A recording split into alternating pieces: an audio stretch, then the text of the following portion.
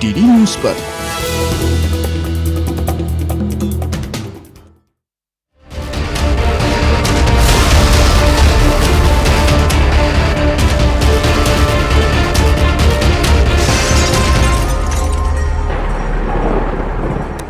नमस्कार, DD news पर आप दो टूक देख रहे हैं। मैं हूं अशोक श्रीवास्तव। आखिरकार करीब करीब 10 दिन के बाद कांग्रेस के नेता राहुल गांधी सूरत की अदालत पहुंच गए जमानत लेने के लिए। आपको मालूम है कि सूरत की अदालत उन्हें अयोग्य ठहरा चुकी है। उनको ऊपर 2 साल की जो सजा का ऐलान कर चुकी है सूरत की अदालत, मानहानि के आपराधिक मुकदमे में। और क्योंकि सूरत की अदालत का यह फैसला आया और उसके बाद राहुल गांधी की सांसदी जो है वो चली गई। उनको लोकसभा सेक्रेटरीट ने उनको एक नोटिस जारी किया, जैसा कानूनन जरूरी है, और उनको अमान्य ठहरा दिया गया। आज राहुल गांधी उसी मामले में सूरत कोर्ट पहुंचे और उन्होंने वहां पर अपनी अर्जी लगाई। उनको फिलहाल कोर्ट ने जमानत दे दी। उनकी जो सांसदी है वो बहाल होगी या नहीं होगी, उसको लेकर अभी कोई सुनवाई नहीं हुई। अभी 3 तारीख को जो है माफ कीजिएगा, आने वाली 13 तारीख को उस मामले की अब सुनवाई एक बार फिर होगी। अदालत ने साफ तौर पर कहा कि दरअसल जिसने इस पूरे मामले में राहुल गांधी के खिलाफ केस दायर किया था, यानी उस पक्ष की अदालत जब बात सुन लेगी उसके बाद आगे 13 तारीख को इस पूरे मामले में एक बार फिर से सुनवाई होगी। लेकिन बड़े सवाल उठ रहे हैं कि राहुल गांधी आज जब सूरत पहुंचे, जिसके लिए दरअसल उनको जरूरत नहीं थी कि वो वहां जाएं, उनके एक दस्तखत से भी काम चल जाता, वो सिर्फ एक साइन करते तो भी यही कुछ होता। लेकिन राहुल गांधी सूरत गए और पूरे दल बल के साथ गए। उनके साथ मुख्यमंत्रियों का जत्था गया, कांग्रेस कार्यकर्ता गए, मुंबई से देश के अन्य हिस्सों से कांग्रेस कार्यकर्ता जो है उनके साथ गए, कांग्रेस के नेता उनके साथ गए, बड़े बड़े दिग्गज कांग्रेस के उनके साथ गए और उसके बाद अदालत में वो पेश हुए। बीजेपी सवाल उठा रही है कि यह शक्ति प्रदर्शन अदालत के सामने करने की क्या जरूरत थी। बीजेपी सवाल उठा रही है कि क्या न्यायालय पर दबाव डालने की कोई इरादा है। बीजेपी यह भी सवाल उठा रही है कि आखिर बीते 10 दिन तक जो काम एक दिन में हो सकता था, उसके लिए 10 दिन लिए और वो भी दल बल के साथ पहुंचे। इसके पीछे मंशा क्या है, इसको लेकर आज देश भर में राजनीति गरमाई रही। मैं आज के विषय पर आऊंगा, लेकिन इससे पहले आज जो कुछ हुआ राहुल गांधी की पेशी को लेकर सूरत में, उसको लेकर बीजेपी ने जो हमला बोला और कांग्रेस ने जो पलटवार किया, आइए जरा सुन लेते हैं क्या कुछ बीजेपी ने कहा और कांग्रेस ने कैसे इसका जवाब दिया। पहले सुनिए। जैसे आपने सुप्रीम कोर्ट में कान पकड़ करके, हाथ जोड़ करके, एफिडेविट लिख करके रफाल के केस में माफी मांगा था, देश के प्रधानमंत्री नरेंद्र मोदी जी के खिलाफ झूठ उगलने के लिए सुप्रीम कोर्ट ने आपसे कान पकड़वा करके माफी मंगवाया था, लिखित में माफी मंगवाया था और माफी मांगना पड़ा था। सूरत के निचली अदालत ने यह मौका राहुल गांधी को दिया था। राहुल गांधी ने अपने एरोगेंस के कारण माफी नहीं मांगी, क्योंकि उनको कटे में नमक लगाना था ओबीसी समाज के। ये शक्ति प्रदर्शन नहीं है, हमारे लीडर है तो लीडर के साथ खड़े होने के लिए सभी लोग जाते हैं।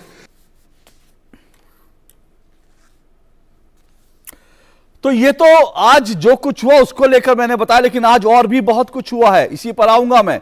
लेकिन आज जिस तरह से कांग्रेस ने एक तरह से शक्ति प्रदर्शन किया सूरत में, उसने याद दिला दिया कि जब ईडी ने बाकायदा नेशनल हेराल्ड के मामले में कांग्रेस की अध्यक्ष सोनिया गांधी और उसके बाद राहुल गांधी को पूछताछ के लिए बुलाया था, उस वक्त भी कांग्रेस के तमाम जो कार्यकर्ता थे वो सड़कों पर उतर आए थे और कांग्रेस ने इसी तरह का शक्ति प्रदर्शन किया था। तो सवाल ये उठ रहा है कि बार बार इस तरह का शक्ति प्रदर्शन करना जो कांग्रेस जो बार बार कर रही है, राहुल गांधी की पेशी के मामले में, ईडी की पूछताछ के मामले में, तो दरअसल इसके पीछे कांग्रेस की मंशा क्या है? क्या कांग्रेस अपनी ताकत दिखाना चाहती है या कांग्रेस देश और दुनिया को संकेत देना चाहती है कि गांधी परिवार के खिलाफ दरअसल जो है एक मुहिम चलाई जा रही है? लेकिन मुहिम तो है, पर प्रधानमंत्री नरेंद्र मोदी कहते हैं यह मुहिम भ्रष्टाचारियों के खिलाफ है। और इसीलिए मेरी आज की जो डिस्कशन, दो टूक में मेरा आज की जो चर्चा होगा वो यही है, अब की बार भ्रष्टाचार पर आर पार। क्योंकि बीते कई दिनों से प्रधानमंत्री लगातार भ्रष्टाचार का मुद्दा उठा रहे हैं। एक तरफ हम देख रहे हैं कि ईडी और सीबीआई जैसी जो जांच एजेंसियां हैं वो लगातार एक्शन में हैं। एक एक करके कई बड़े नेताओं के खिलाफ जो है कार्रवाई चल रही है। देश में करप्शन को लेकर के कई छापेमारी हो रही है, कई जगह संपत्तियां अटैच हो रही हैं। एक तरफ ये सब कुछ चल रहा है, बड़े बड़े नेता जेल में हैं, मनीष सिसोदिया जैसा नेता जेल में है, सत्येंद्र जैन जैसे नेता जेल में है, और भी कई बड़े धुरंधर जो हैं करप्शन मामले को लेकर जेल में हैं। पर विपक्ष कह रहा है कि दरअसल ये तमाम कार्रवाई विपक्ष की आवाज दबाने को लेकर है। लेकिन मैंने कहा कि जिस तरह से प्रधानमंत्री बार बार इस मसले पर अपनी बात रख रहे हैं, आपको याद होगा बीते दिनों प्रधानमंत्री ने यह भी कहा था, मैं देश में जब कभी भी कहीं जाता हूं तो लोग कहते हैं कि मोदी जी ये कार्रवाई रुकनी नहीं चाहिए, यानी भ्रष्टाचार पर लगातार वार होना चाहिए। तो क्या दरअसल यह भ्रष्टाचार पर वार है या फिर कई और मुद्दों से ध्यान हटाने की बीजेपी की कोशिश है? आज इस पर हम चर्चा करेंगे, बहस करेंगे, लेकिन उससे पहले आइए देखिए यह रिपोर्ट।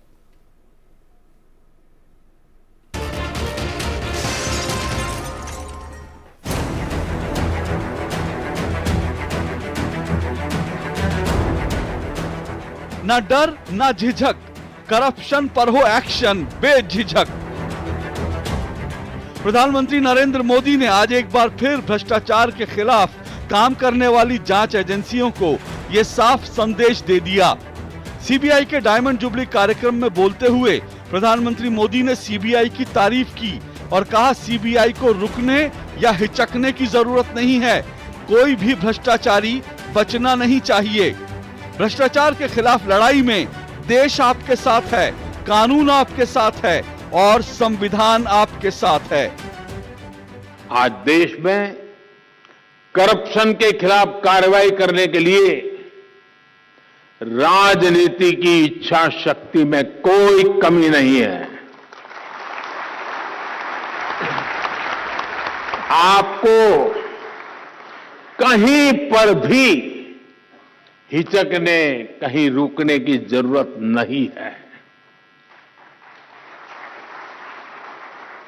मैं जानता हूं जिनके खिलाफ एक्शन ले रहे हैं वो बहुत ताकतवर लोग हैं।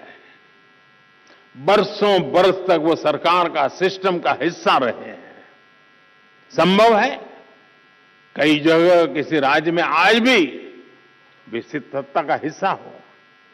बरसों बरस तक उन्होंने भी एक इकोसिस्टम बनाया है। इकोसिस्टम अक्सर उनके काले कारनामों को कवर देने के लिए, आप जैसी संस्थाओं की छवि बिगाड़ने के लिए एक्टिव हो जाता है। एजेंसी पर ही हमला बोल दो, ये लोग आपका ध्यान भटकाते रहेंगे, लेकिन आपको अपने काम पर फोकस रखना है। कोई भी भ्रष्टाचारी बचना नहीं चाहिए। प्रधानमंत्री मोदी ने विपक्ष का नाम तो नहीं लिया, लेकिन कहा कि 10 साल पहले भ्रष्टाचार करने की होड़ लगी थी। सिस्टम भ्रष्टाचारियों के साथ खड़ा था, इसलिए भ्रष्टाचारी डरे नहीं। 2014 के बाद भ्रष्टाचार, काले धन के खिलाफ मिशन मोड में काम चल रहा है। देश में भ्रष्टाचार पर कड़ा प्रहार हो रहा है। हाल के दिनों में सीबीआई और ईडी के कार्रवाई को भले ही विपक्ष जांच एजेंसियों का दुरुपयोग बता रहा है, पर प्रधानमंत्री नरेंद्र मोदी 15 अगस्त पर लाल किले के भाषण और उसके बाद से लगातार भ्रष्टाचार पर बार बार प्रहार कर रहे हैं। एक तरफ वो लोग हैं जिनके पास रहने के लिए जगह नहीं है, दूसरी तरफ वो तरफ लोग हैं जिनको अपना चोरी किया हुआ माल रखने के लिए जगह नहीं है। ये स्थिति अच्छी नहीं है। और इसलिए हमें भ्रष्टाचार के खिलाफ पूरी ताकत से लड़ना है। जो लोग पिछली सरकारों में बैंकों को लूट लूट करके भाग गए, उनकी संपत्तियां जब्त कर करके वापस लाने की कोशिश कर रहे हैं। कईयों को जेलों में जीने के लिए मजबूर करके रखा हुआ है। हमारी कोशिश है जिन्होंने देश को लूटा है उनको लौटाना पड़े, वो स्थिति हम पैदा करेंगे। भ्रष्टाचार ने हमारे देश का बहुत नुकसान किया है। दिमक की तरह देश को खोखला किया है भ्रष्टाचार ने। देश की जनता देख रही है कि पहले की सरकारों ने किस तरह भ्रष्टाचार के खिलाफ कार्रवाई के नाम पर केवल खानापुरी की थी। लेकिन पिछले 9 साल में भाजपा सरकार ने भ्रष्टाचार के खिलाफ जो अभियान चलाया, उसने आज भ्रष्टाचार और भ्रष्टाचारियों दोनों की जड़ें हिला दी है। एक तरफ प्रधानमंत्री मोदी भ्रष्टाचार के खिलाफ लगातार कार्रवाई की बात कर रहे हैं, तो साथ साथ भाजपा ने सोशल मीडिया पर भ्रष्टाचार को लेकर कांग्रेस को निशाना बनाने का अभियान छेड़ दिया है। भाजपा के मीडिया सेल ने कांग्रेस फाइल्स नाम से एक के बाद एक एपिसोड रिलीज करने शुरू कर दिए हैं।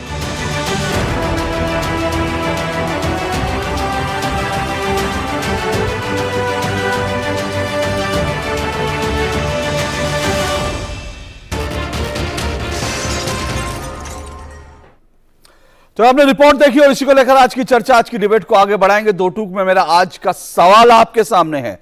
आज दो टूक में मेरा सवाल, जिस पर आज की इस चर्चा को हम आगे बढ़ाएंगे, वो मेरा सवाल सुन लीजिए। आज मेरा सवाल है, बार बार प्रधानमंत्री कर रहे हैं करप्शन पर प्रहार, क्या अब की बार भ्रष्टाचार पर होगा आर पार?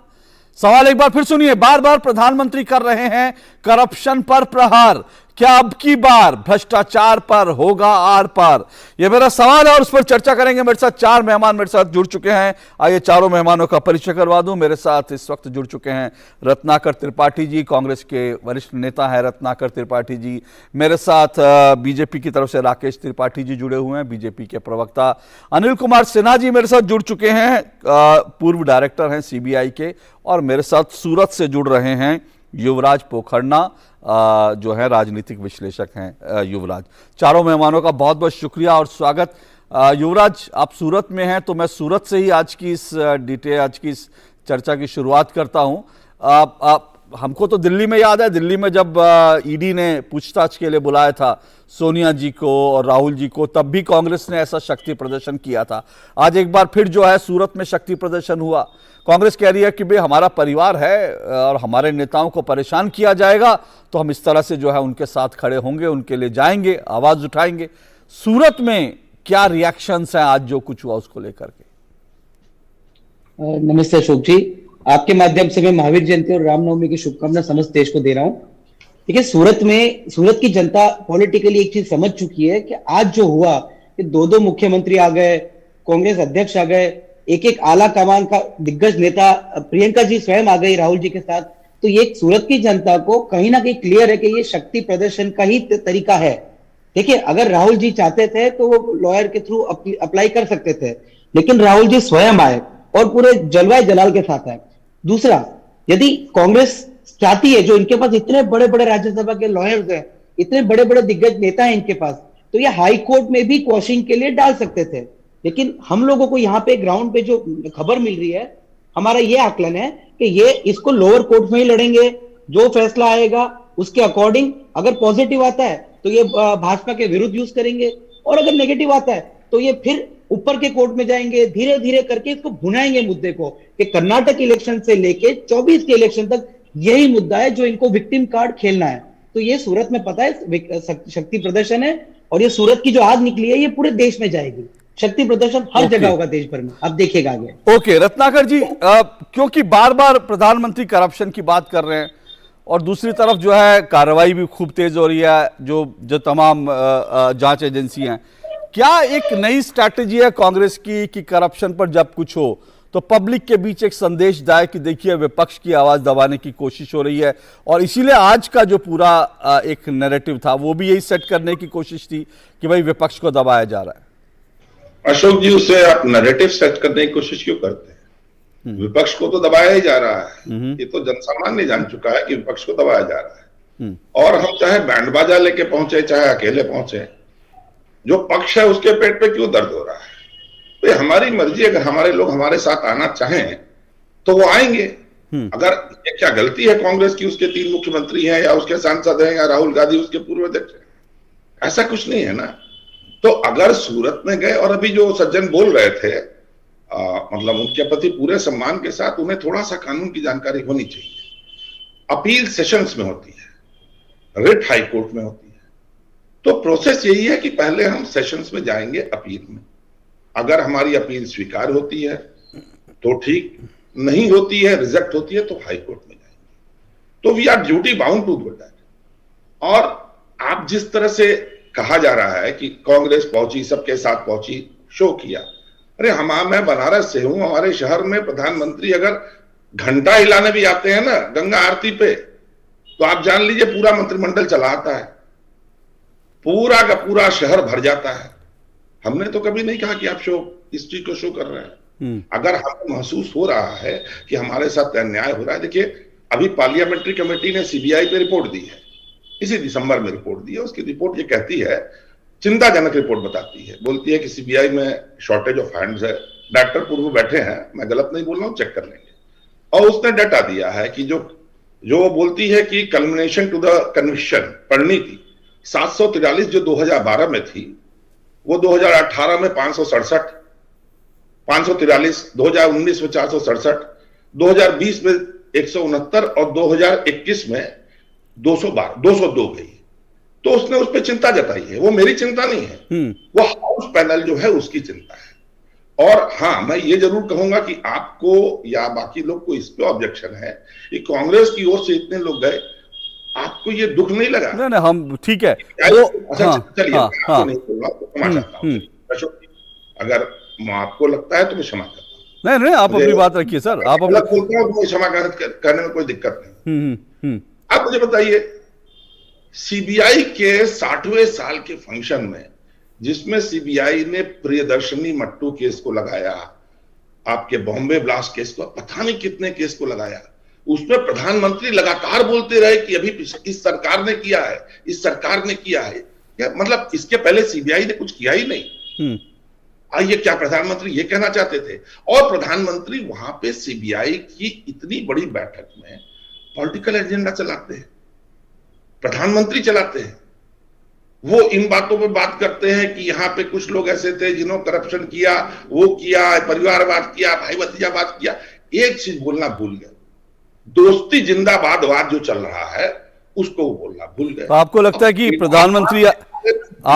कि प्रधानमंत्री पॉलिटिकल एजेंडा चला रहे थे सीबीआई की? ओके, बताइए। ओके, ठीक है, राकेश जी रिस्पॉन्ड करेंगे। आधे घंटे उन्होंने बोला कि किस तरह से पुरानी सरकारें क्या करती थी और अब हमने ये कर दिया। तो 2012 का कन्विक्शन रेट और अब का रेट मैंने बता दिया। एक दूसरी चीज, आप जब कहते हैं कि 2014 से पहले कुछ नहीं हुआ, तो आप सीबीआई के वहां बैठे जो 9 साल पुराने अधिकारी है ना, मेरा मानना है कि उनकी काबिलियत पे, उनकी इन्वेस्टिगेशन पे प्रश्न चिन्ह लगाते हैं। ओके, राकेश जी रिस्पॉन्ड कीजिए। वो कह रहे हैं कि भाई पॉलिटिकल एजेंडा था सीबीआई की बैठक में, जो कुछ प्रधानमंत्री ने कहा।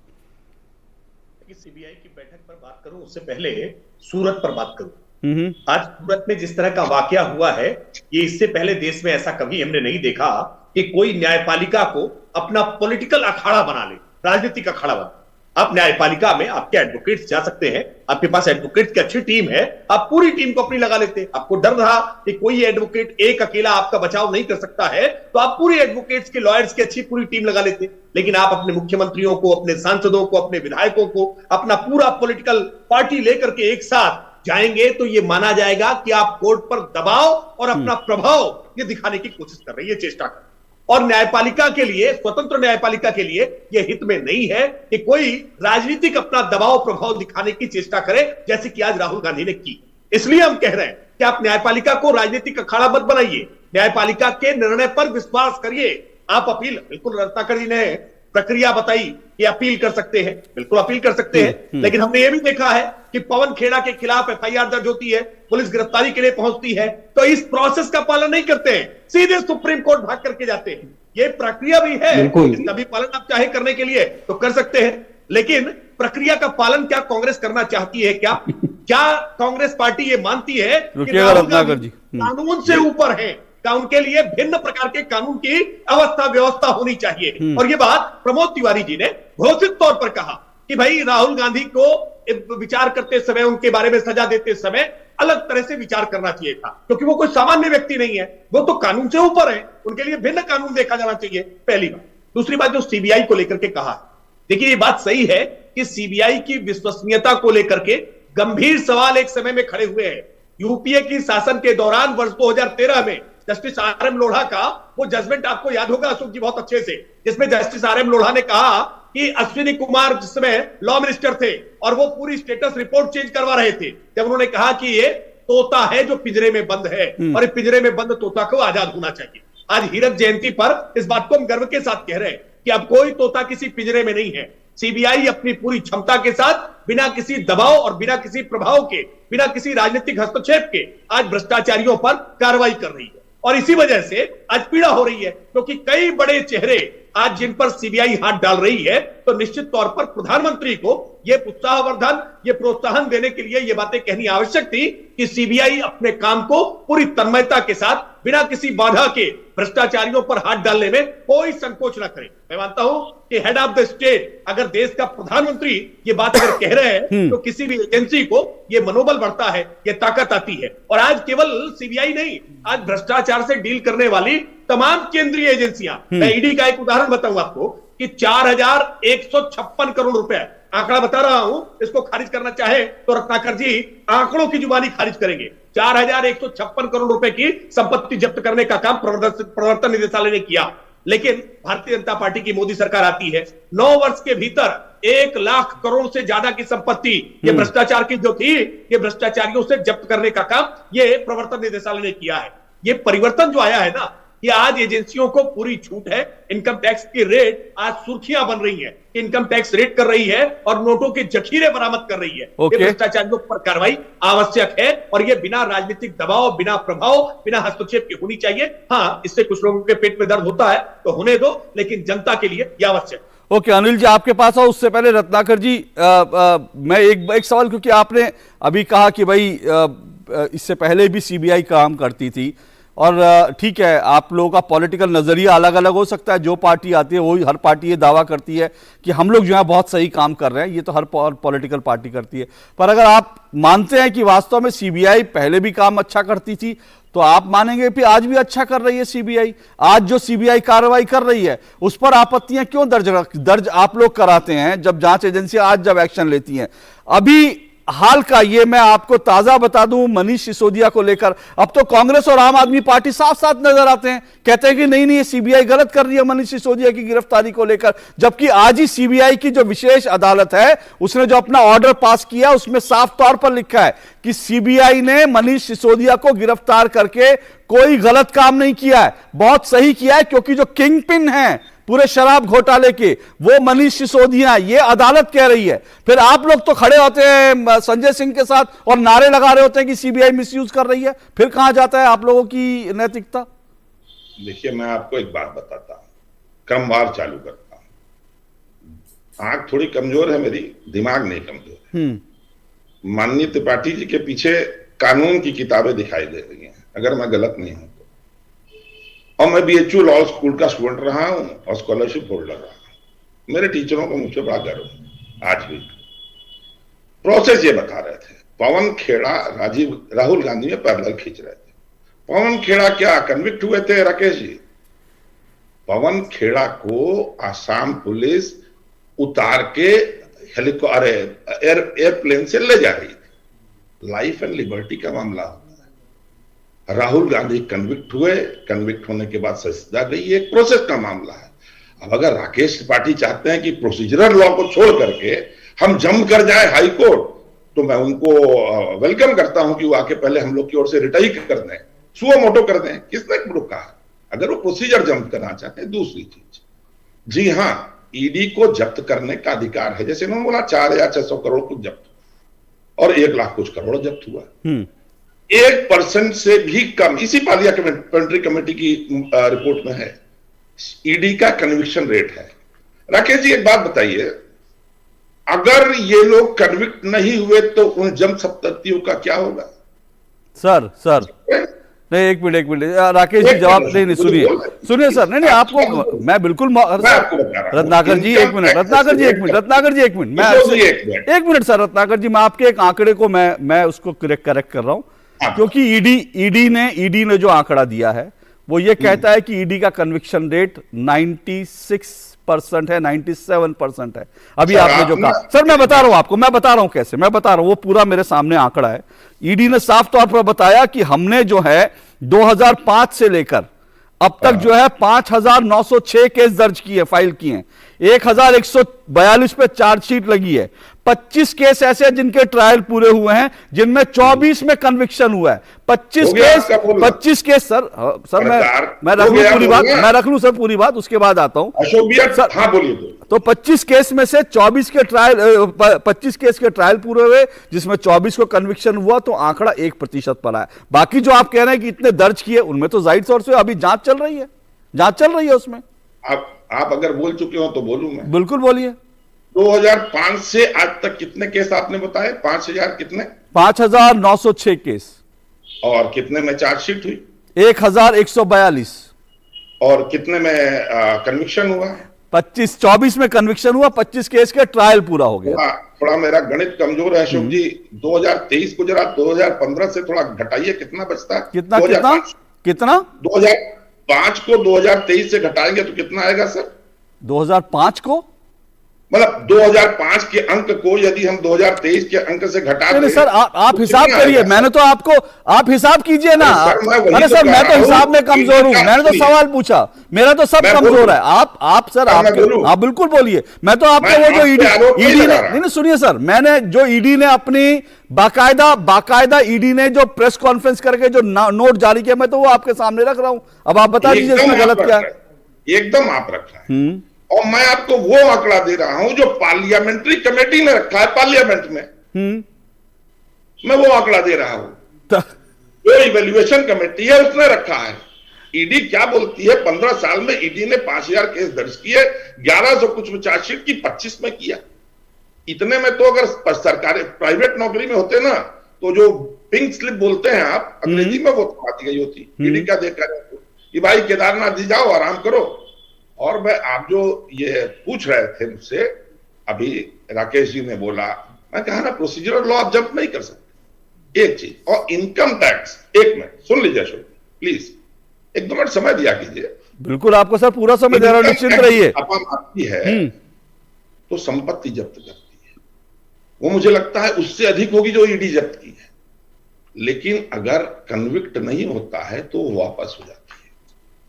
अभी आपने या किसी ने उस बात को आपने बोला, आप नहीं बोला, मनीष सिसोदिया के केस में जज ने कहा कि ये किंगपिन है या कुछ, जज निर्णय दे देना, केस तो नहीं क्या है, बोल क्यों रहे हैं, निर्णय दे। आप जो चीज बोलते, देखिए जब आता है ना जो डिसीजन आता है, तो उसमें कमेंट पार्ट अलग होता है, ऑपरेटिव पार्ट अलग। मुझे जानकारी है सर, आज जो कमेंट किया मैं उसी पर बोल रहा हूं। आज जो बेल खारिज करते हुए जो जज ने कहा, मैं वही बोल रहा हूं। बेल खारिज करना, हाँ, फिर वही चीज। जैसे मैं बताऊं, आज राहुल गांधी के कन्विक्शन नहीं स्टे हुआ, कन्विक्शन स्टे हो जाता तो उनका काम हो जाता। नहीं तो ठीक है, मैं अरे तो ठीक है ना। अरे मान लीजिए मैंने तो कहा ही नहीं कि मनीष सिसोदिया के मामले में कोर्ट ने फैसला दे दिया। लेकिन सवाल यह है, आप लोगों ने तो मनीष सिसोदिया को पहले क्लीन चिट दे दी। आप संजय सिंह के साथ लेके सीबीआई के खिलाफ नारे लगा रहे हैं, तो आप लोगों ने तो सीबीआई को जांच करने की इजाजत नहीं दी। आपने जांच एजेंसियों को अपना काम पूरा नहीं करने दिया। आप लोगों ने पहले ही जांच एजेंसियों को कटघरे में खड़ा कर दिया। अब आप बताइए।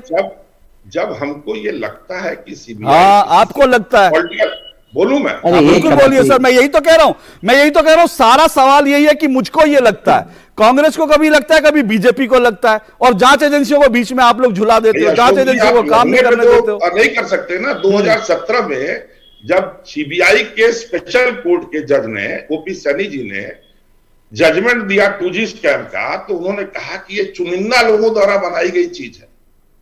मैं 7 साल तक सुबह 9 बजे से शाम 5 बजे तक खुले कोर्ट में बैठा रहा कि कोई ऐसा सबूत के लेकर आए जो कानूनी रूप से मान्य हो, लेकिन कोई नहीं लेके आया।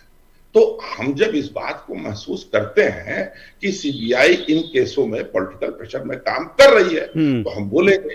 अगर गवर्नमेंट को लगता है कि हम गलत हैं, तो निश्चित तौर पे गवर्नमेंट को उस पे FIR करके, या फिर अपने जो उनके सॉलिसिटर या एडवोकेट जनरल है। बिल्कुल ठीक है, बिल्कुल ठीक है। मैं तो यही कह रहा हूं ना, मैं तो यही कह रहा हूं कि बीजेपी भी आरोप लगाती थी, आज आप भी आरोप लगा रहे हैं कि सीबीआई का मिसयूज हो रहा है। वो तो हर कोई आरोप लगाता है, जो जो विपक्ष में होता है वो आरोप लगाता है। इसीलिए मैं अनिल जी आप ही के पास आ रहा हूं, क्योंकि अनिल जी जांच एजेंसियों पर इस तरह के आरोप हर दौर में लगते रहे हैं। क्या आपको लगता है, आप लोग जब आप डायरेक्टर थे, इस तरह के आरोप तब भी लगते होंगे, आप लोगों को लगता था कि भाई क्या हो रहा है, ये क्यों इस तरह के राजनीतिक दबाव में आप लोगों को, क्यों इस तरह से आपको पॉलिटिकली टारगेट किया जाता है? अशोक जी नमस्कार, सभी लोगों का अभिवादन है। सबसे पहले तो मैं आपको ये कहना चाहूँगा कि पहले प्रश्न का उत्तर देते हुए कि क्या मेरे कार्यकाल के समय में आरोप लगते थे। फॉर्चुनेटली अनफॉर्चुनेटली ऐसा हुआ कि लोकपाल की व्यवस्था आने के बाद में मैं पहला डायरेक्टर नियुक्त हुआ था। माननीय प्रधानमंत्री, माननीय नेता प्रतिपक्ष और माननीय मुख्य न्यायाधीश की तीनों की सहमति से, और उस समय मेरा प्रयास यही था और अपने पूरे कार्यकाल में 2014 से लेकर 2016 तक यही कार्यकाल था कि इस प्रकार के आरोपों का सामना किया जाए और इस प्रकार के आरोप ना लग पाए। और मुझे ये बताते हुए खुशी होती है कि अगर आप पीछे के रिकॉर्ड देखें तो इस प्रकार के आरोप नहीं लगे मेरे कार्यकाल में।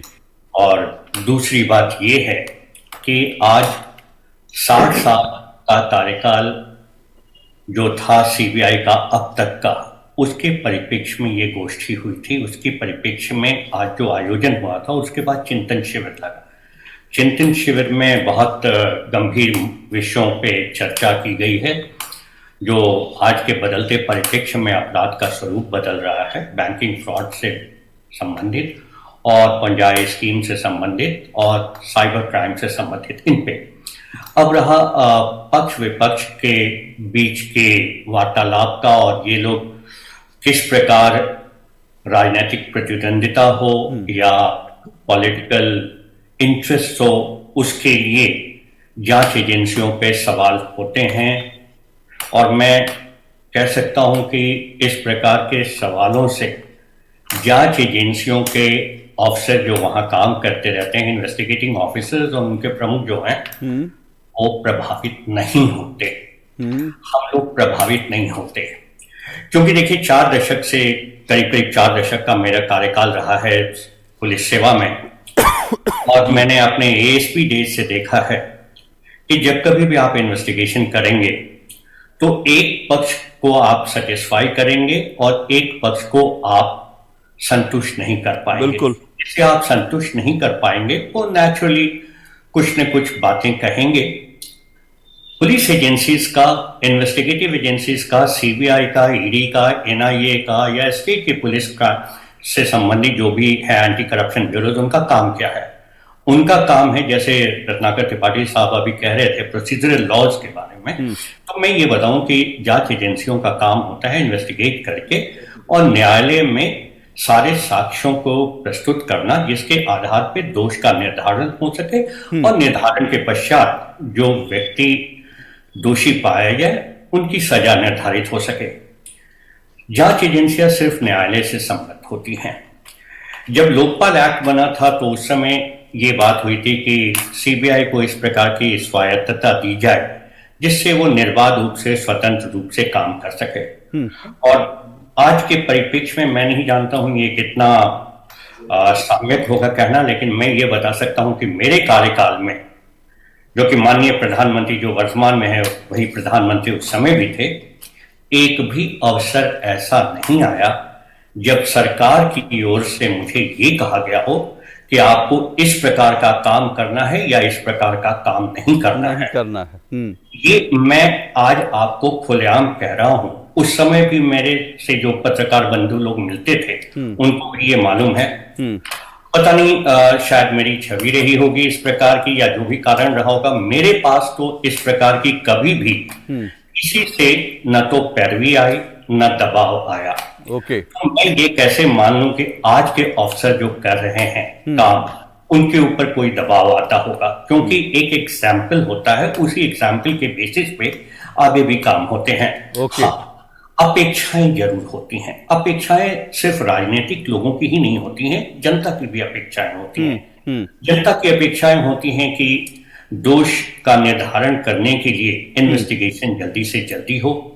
हमारे यहाँ प्रोसीजरल लॉज पे मैं फिर वापस आता हूं, जो त्रिपाठी साहब ने कहा, उसमें कुछ जटिलताएं ऐसी हैं कि हम लोग चाहे जितना भी इन्वेस्टिगेशन जल्दी से करने की कोशिश करें, न्यायालय में जो प्रक्रिया है वो इतनी लंबी खिंच जाती है कि हमें भी क्षोभ होता है कि हमने इन्वेस्टिगेशन कंप्लीट कर दिया है लेकिन ट्रायल पूरी तरह से कंप्लीट नहीं हो पाता है। उसके लिए चाहे मैं अभी दोषारोपण नहीं करना चाहूंगा और न किसी को इसके लिए जिम्मेदार ठहराना चाहूंगा, लेकिन ये हमारी प्रक्रिया का दोष जरूर है।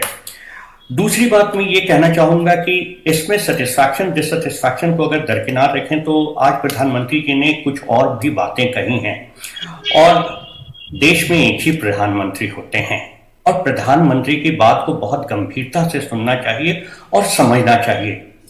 हमारे पदाधिकारियों ने भी सुना है और समझा है। उन्होंने कहा है कि ये मल्टी फेसेटेड एजेंसी है जो मल्टीनेशनल क्राइम भी करती है। सीबीआई की देखिए एक इंटरनेशनल रूप से अंतरराष्ट्रीय स्तर पे ख्याति है, उसकी पहचान है। ये 60 सालों में बनी है और 60 सालों में बनी है तो इसके पीछे हमारी कहीं की मेहनत रही है, हमारी कहीं की निष्ठा रही है, हमारी जनता के प्रति, संविधान के प्रति और कानून के प्रति निष्ठा जो है वो परिलक्षित हुई है हमारे अनुसंधान से। आज जो सीबीआई का कन्विक्शन रेट है वह न केवल देश में सर्वोपरि रहा है, सबसे ज्यादा रहा है, बल्कि ये लगातार कोशिश रही है कि ये कन्विक्शन रेट में कभी गिरावट नहीं हो। दूसरी चीज ये है कि इंटरनेशनल ख्याति क्यों मिली। आज हम ये कह सकते हैं कि जैसे एफबीआई सरीखी संस्थाएं जो हैं वो भी सीबीआई से कोऑपरेट करती हैं, वो भी सीबीआई को एक मानक मानती है कि गोल्ड स्टैंडर्ड के मुताबिक इसका इन्वेस्टिगेशन होता है। इंटरपोल का अभी अधिवेशन हुआ था, आपने भी देखा होगा, और इंटरपोल के अधिवेशन में भी मैं भी रहा हूं। वहां भी माना जाता है, इंटरपोल के जितने भी कंट्रीज हैं, 96 कंट्रीज, सभी मानते हैं कि सीबीआई एक ऐसा इंस्टीट्यूशन है जहां इन्वेस्टिगेशन बड़े ही साफ सुथरे और प्रक्रिया के तहत होता है। उसी की वजह से सीबीआई के, मैं एक छोटी सी बात बताऊं, सीबीआई की हमारी ट्रेनिंग एकेडमी है। अगर हमारा इंटरनेशनल गोल्ड स्टैंडर्ड्स के मानक के मुताबिक नहीं होता इन्वेस्टिगेशन तो बहुत सारे देश जो अपने ऑफिसर्स को हमारे यहां भेजते हैं ट्रेनिंग के लिए, क्या वो भेजते? दूसरी बात यह है कि जो मैं पहले कह रहा था, सेटिस्फैक्शन और डिससेटिस्फैक्शन जनता की भी अपेक्षाएं होती हैं। हम मानते हैं कि जब राजनीतिक लोग चुन के आते हैं कहीं से तो वो जनता का प्रतिनिधित्व करते हैं, इसलिए उनकी बात हम जरूर सुनते हैं। लेकिन ध्यान रखिए कि सीबीआई इन्वेस्टिगेशन किस प्रकार से करती है। उसके पास या तो सरकार से राज्य सरकारें या केंद्र सरकार भेजती हैं मामलों को, या कुछ मामले ऐसे होते हैं जहां पे वो नेशनल और इंटरनेशनल रैमिफिकेशंस वाले होते हैं, इंटरस्टेट इंटरनेशनल रैमिफिकेशंस के होते हैं, जिनको सीबीआई लेती है संज्ञान में और उसको इन्वेस्टिगेट करती है, या माननीय न्यायालयों द्वारा ये हमें केस सुपुर्द किए जाते हैं। बिल्कुल ठीक। तो ये जो इन्वेस्टिगेशंस होते हैं उस इन्वेस्टिगेशन रिपोर्ट, जब तक कि मैं एक चीज कर दूं, ओके अनिल जी, मुझे एक ब्रेक लेना है, लेकिन मैं उससे पहले एक बात, आपने जो कहा, मैं ब्रेक पे जाऊंगा, फिर मैं बाकी पैनलिस्ट के पास भी आऊंगा, लेकिन आपने कुछ इंपॉर्टेंट तथ्य रखे जो समझने भी चाहिए। लेकिन सवाल ये है कि आपने अपना अनुभव बताया, पर एक अनुभव जोगिंदर सिंह जी भी सीबीआई के डायरेक्टर रहे थे, उन्होंने भी एक अनुभव अपना बताया था, किताब भी उन्होंने बाकायदा लिख दी थी। कई और डायरेक्टर्स थे, उनके अनुभव भी अलग रहे। मैं आपको किसी राजनीतिक उसमें नहीं घसीटना चाहता, लेकिन आपने आज के संदर्भ में जो आज प्रधानमंत्री ने कहा उस पर अपनी बात रखी, लेकिन यहीं दूसरी तरफ रत्नाकर जी कह रहे हैं कि प्रधानमंत्री ने जो है दरअसल आज एक पॉलिटिकल एजेंडा के तहत सीबीआई की बात रखी। इसलिए मैं राकेश जी आपके पास आऊंगा इस ब्रेक के बाद कि आज जो सीबीआई काम कर रही है या फिर जांच एजेंसियां काम कर रही हैं, उसको तो यही माना जा रहा है कि विपक्ष के ऊपर सीधा सीधा, क्योंकि रत्नाकर जी ने भी शुरू में कहा यह कहने की बात नहीं, विपक्ष को दबाया जा रहा है। वो कहते हैं कि भाई बीजेपी के नेताओं को कोई जो है कोई एक्शन नहीं होता। दूसरी तरफ यह भी बात है कि जिस तरह से लगातार प्रधानमंत्री, मैं कह रहा हूं 15 अगस्त के बाद से लगातार प्रधानमंत्री करप्शन पे बोल रहे हैं, तो क्या 24 का चुनाव बीजेपी करप्शन, और इस बार तो आज तो करप्शन के साथ साथ प्रधानमंत्री ने नाम तो नहीं लिया लेकिन परिवारवाद की भी बात की, परिवार की भी बात की, तो क्या टारगेट सेट है? आऊंगा आपके पास राकेश जी, लेकिन इस ब्रेक के बाद। शुरू करो डालो बुनियाद, घर महल नजर आएगा, वंडर लाइए, वंडर अपनाइए, फर्क नजर आएगा। वंडर सीमेंट, फर्क नजर आएगा।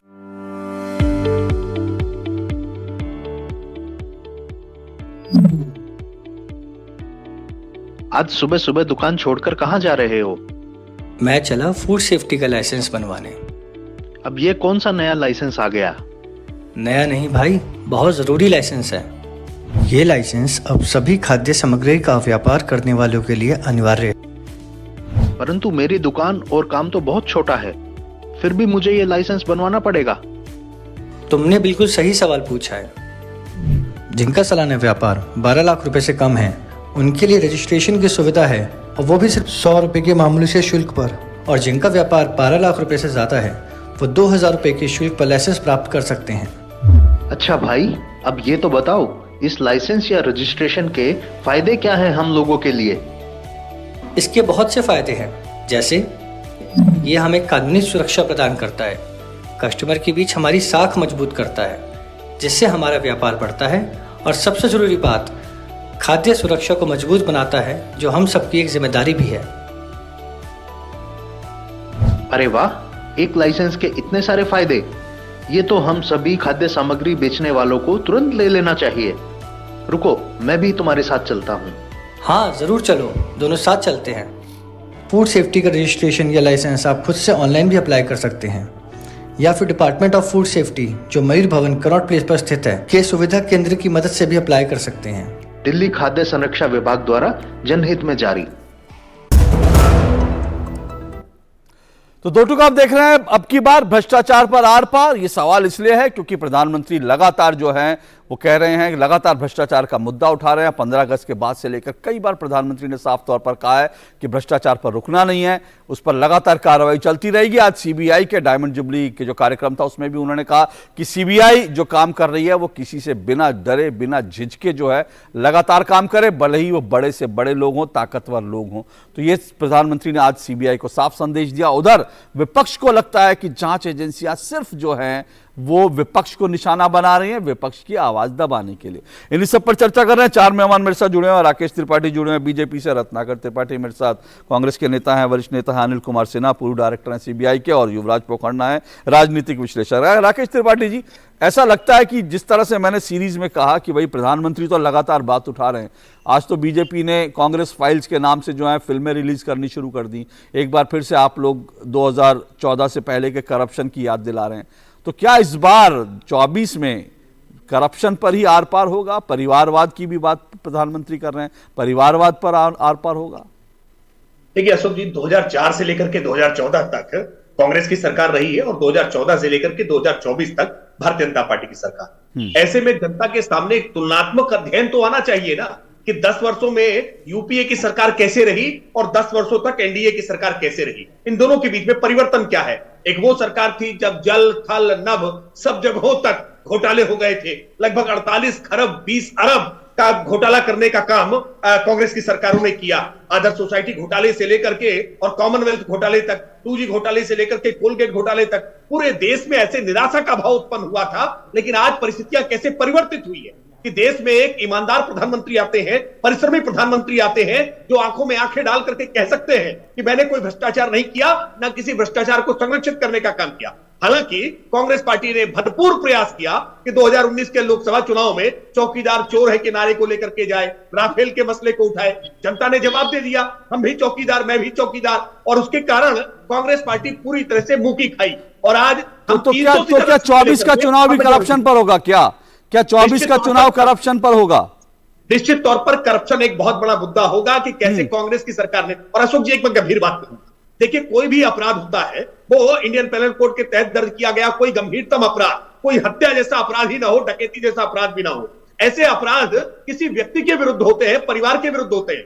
लेकिन ये जो आर्थिक भ्रष्टाचार के अपराध होते हैं ना, ये पूरे पूरे समाज के विरुद्ध, राष्ट्र के विरुद्ध होते हैं, आने वाली पीढ़ियों को कमजोर करने वाले होते हैं। इसलिए भ्रष्टाचार एक देशव्यापी, राष्ट्रव्यापी मुद्दा है, और भ्रष्टाचार के मुद्दे पर कठोर गंभीर कार्रवाई जो हमने की है वो उपलब्धि के तौर पर है। और दूसरी बात और साथ में कहूंगा, देखिए अशोक जी, इन्होंने आज तमाम एजेंसियों पर ही केवल सवाल नहीं उठाए, ये तो सवाल चुनाव आयोग पर भी उठा रहे हैं। वो चुनाव आयोग जिसके कार्यप्रणाली की दुनिया भर में प्रशंसा होती है, उस पर भी सवाल उठा रहे हैं। ये उतना ही नहीं, न्यायपालिका पर भी सवाल उठा रहे हैं, हाईकोर्ट, सुप्रीम कोर्ट और लोअर जुडिशरी पर भी सीधा हमला करने का काम कर रहे हैं। आज राहुल गांधी को सजा सुनाई जाने के बाद जिस तरह का कंटेम्प्ट ऑफ कोर्ट कांग्रेस के नेता प्रवक्ता रोजाना कर रहे हैं और पूरी प्रक्रिया का मजाक बनाने का प्रयास कर रहे हैं, तो ऐसे लोगों से आप क्या उम्मीद करेंगे कि सीबीआई की कार्रवाई पर मैं न्यायपालिका के मुद्दे पर फिर आऊंगा, क्योंकि जाहिर सी बात है ये मामला अभी कोर्ट में। लेकिन रत्नाकर जी, सीधी सी एक बात है, अगर बीजेपी ये इशारा दे रही है कि भाई करप्शन को मुद्दा बनाने की तैयारी में 24 के लिए, तो मुझे लगता है कि कांग्रेस भी बार बार अडानी के मुद्दे को लेकर करप्शन का मामला बना रही है। तो फिर आपको लगता है कि 24 में जनता तय कर देगी करप्शन पर किसका ट्रैक रिकॉर्ड क्या है? तो जनता के फैसले को हमें इंतजार करना चाहिए। जनता का फैसला तो वक्त आने पर आएगा 24 में। लेकिन आपको लगता है कांग्रेस भी तैयार है इस मुद्दे पर आर पार की लड़ाई लड़ने के लिए? मैं आपसे थोड़ा सा पहले जाना चाहूंगा, आपकी बात का जवाब जरूर दूंगा। हाँ, कांग्रेस तैयार है। कांग्रेस भ्रष्टाचार को एक्सपोज करने के लिए, भाजपा के भ्रष्टाचार से लड़ने के लिए तैयार। अभी हमारे बीजेपी के जो प्रवक्ता भैया हैं वो लगातार बोल रहे थे, तो दो चीजें इन्होंने सिद्धि की। कंटेम्प्ट ऑफ कोर्ट हमने तो नहीं किया, इन्होंने बताया कि यदि 3 मुख्यमंत्री, कई सांसद और कांग्रेस चली जाएगी तो जज डर जाएगा। मैंने नहीं कहा, इन्होंने कहा कि आप जज पे दबाव बना रहे हैं। फिर अभी उन्होंने बताया कि देखिए एजेंडा कैसे सेट होता है। मैंने कहा ना, पॉलिटिकल एजेंडा सेट कर रहे थे प्रधानमंत्री, भाई भतीजावाद, परिवारवाद बोल करके बता रहे थे सीबीआई अफसरों को कि मेरी प्रायोरिटी क्या है कि तुम कांग्रेस को फंसाओ। माने न माने, देखिए जैसे सिन्हा साहब ने कहा, मेरी एक नीति है कि मैं जो ईमानदार अधिकारी रखते हैं उन पर कोई कमेंट नहीं करता हूं, सिन्हा साहब पे नहीं कर रहा। तो इन्होंने अभी यह तय कर दिया कि हत्या का अपराध जो है वो नीचे है, भ्रष्टाचार का अपराध ऊपर है, क्योंकि भ्रष्टाचार इनके हिसाब से ज्यादा प्रभावित करता है, हत्या नहीं करता। लेकिन क्या आईपीसी इस बात को कहती है, सीआरपीसी कहती है, संविधान कहता है? ये एजेंडा सेटिंग होता है सर। यही मैं इतनी देर से एक्सपोज करना चाह रहा था। अब परिवारवाद पे भाजपा क्या बोली, ये प्रधानमंत्री को शोभा नहीं देता परिवारवाद पे बोले।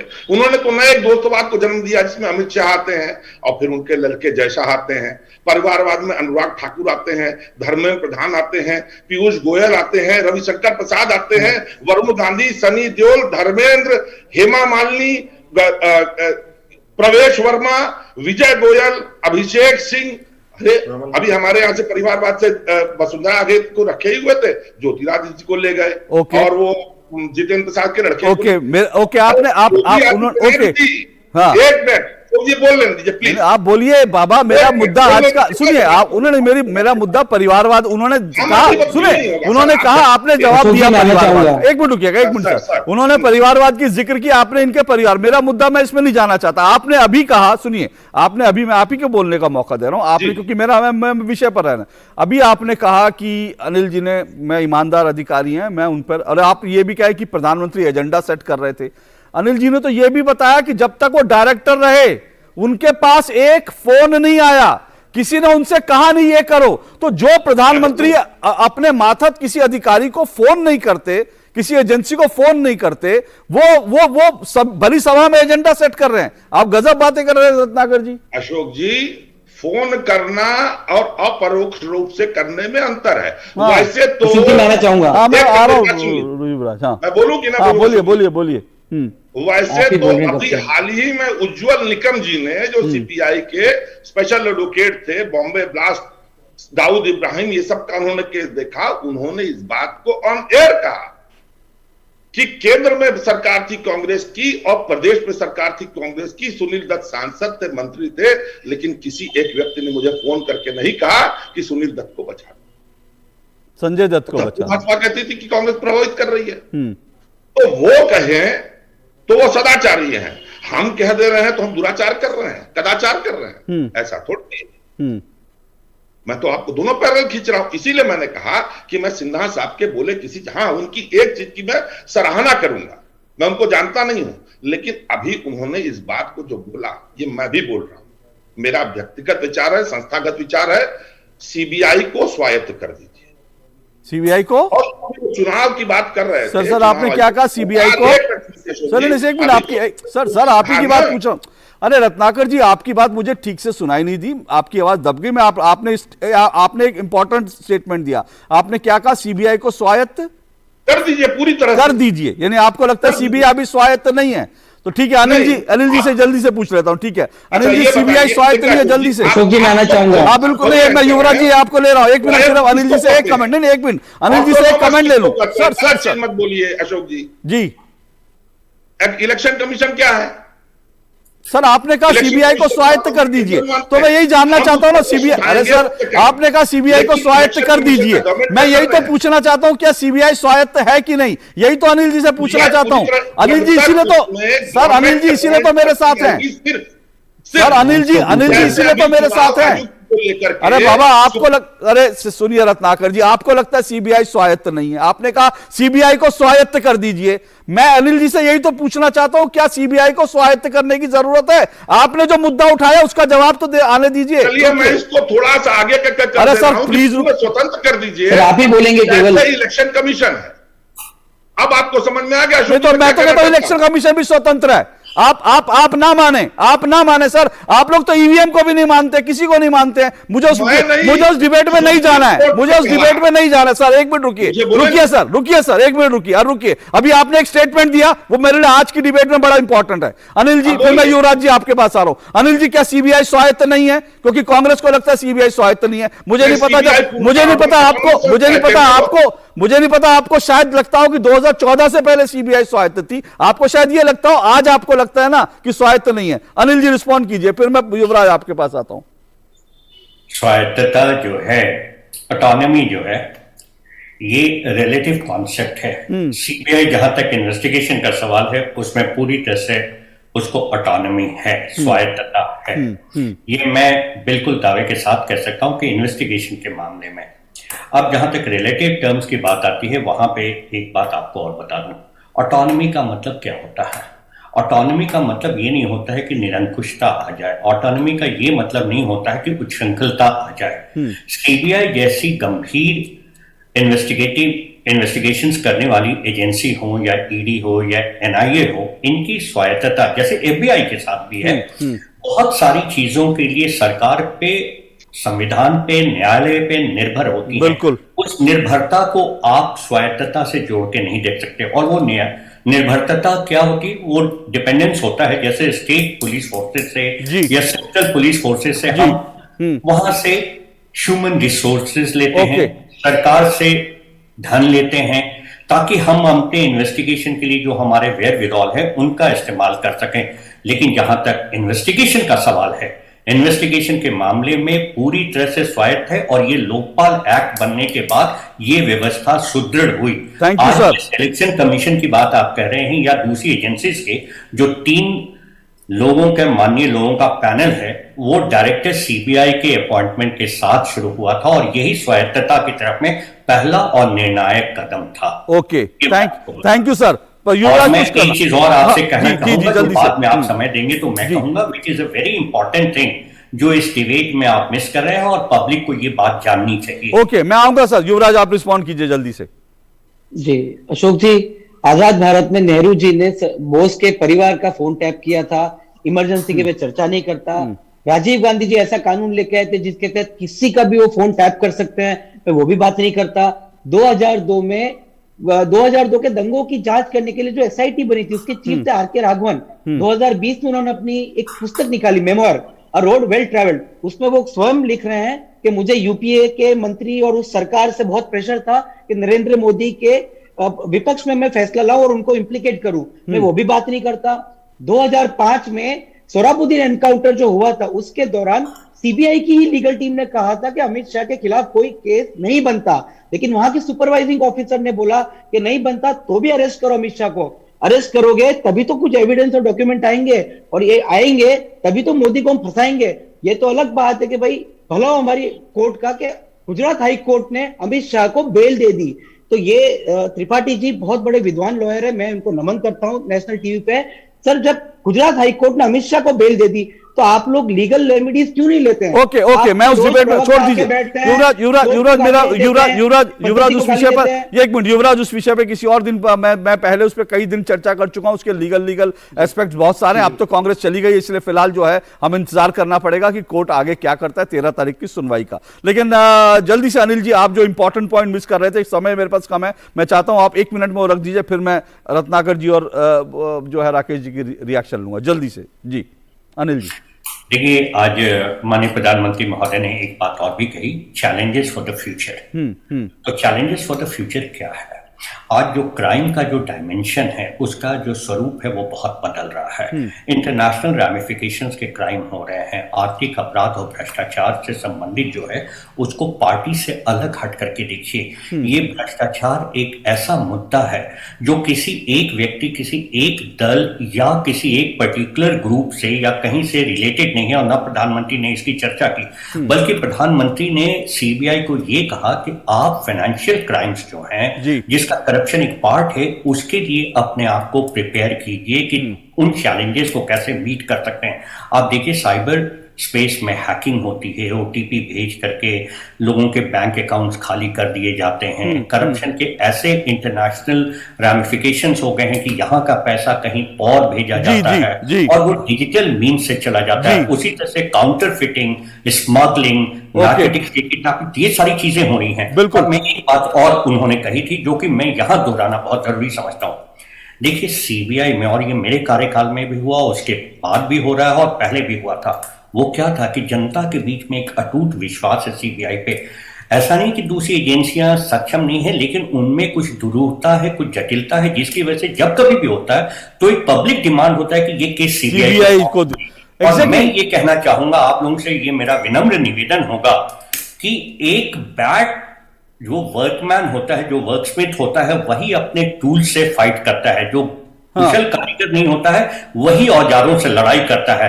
तो राजनीतिक सभी दलों से मेरी ये विनम्र निवेदन है मेरा ये, और अपेक्षा है कि कृपया सीबीआई और किसी भी जांच एजेंसी को आप अपनी प्रतिद्वंदिता का हिस्सा मत बनाइए। बिल्कुल आपने ठीक कहा यार। रत्नाकर जी 1 मिनट में रिस्पॉन्ड कीजिए जल्दी। उन्होंने बहुत इंपॉर्टेंट बात की है, पॉलिटिकल पार्टियां यही करती हैं कि सीबीआई जैसी जांच एजेंसियों को पॉलिटिकल टूल की तरह। हाँ, सिन्हा साहब ने, वही मैं रिलेटिव ऑटोनॉमी की बात कर रहा हूं। मैं चाहता हूं सांविधिक निकाय बन जाए, स्टैट्यूटरी हो जाए। और रही बात जहां उच्छृंखलता की या मनमानेपन की, तो क्या सुप्रीम कोर्ट मनमानापन करता है? उच्छृंखलता करता है? एक डोर तो बंधी ही रहेगी विपक्ष, पक्ष और बाकी चीजों से, लेकिन इससे सीबीआई ऊपर जाएगी। और फिर मैं कह रहा हूं, मैं इस बात को बार बार रिपीट कर रहा हूं कि प्रधानमंत्री ने एक पॉलिटिकल एजेंडा अपरोक्ष रूप से बोला, और निश्चित तौर पे बोला। सिर्फ वो बोल सकते थे कि हर तरह के भ्रष्टाचार पे आप निगाह मानिए। और अभी जो मुझे वो बता रहे थे अमित शाह वाली बात, तो अमित शाह, नरेंद्र मोदी, इनका पैटर्न होगा। अगर हमको इस बात को लगेगा कि हमारे नेता के साथ कुछ हो सकता है या गलत हुआ है, राकेश जी रिस्पॉन्ड कीजिए। राकेश जी रिस्पॉन्ड कीजिए। वो रत्नाकर जी अभी भी कह रहे हैं कि पॉलिटिकल एजेंडा सेट कर रहे थे पीएम, बोलिए राकेश जी।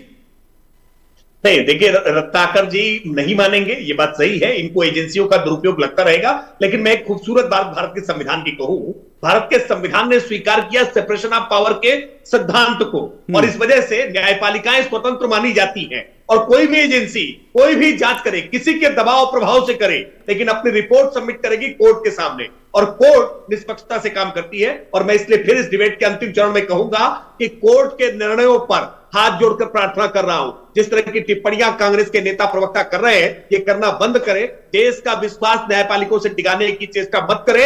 ये लोकतंत्र को कमजोर करने का कदम है, ये देश की संवैधानिक स्थिति को कमजोर करने का कदम है। आप न्यायपालिका की बात कर रहे हैं राकेश जी, मैं तो कह रहा हूं जो अनिल जी ने कहा वो भी बड़ा इंपॉर्टेंट है कि कम से कम जांच एजेंसियों को निशाना मत बनाइए।